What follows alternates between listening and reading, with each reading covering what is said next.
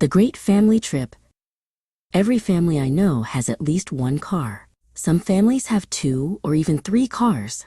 In my house, we just have one car. If my father takes the car to work, my mother will take the bus. I ride in a school bus to school. My sister works in another town. She gets on the train to go to work. The train station is not far from my house. The train tracks run right by my house.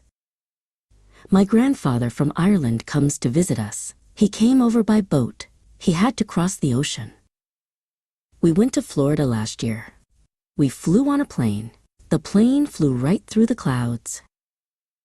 My friend's brother drives a motorcycle. He wears a helmet. I rode on his motorcycle once. I had to sit on the back and hold on tight. I ride my bicycle when the weather is nice. I also have a scooter that I use to travel around. I took a helicopter ride once. The helicopter's propellers were going around when I got on. I went straight up in the air. I enjoyed the ride.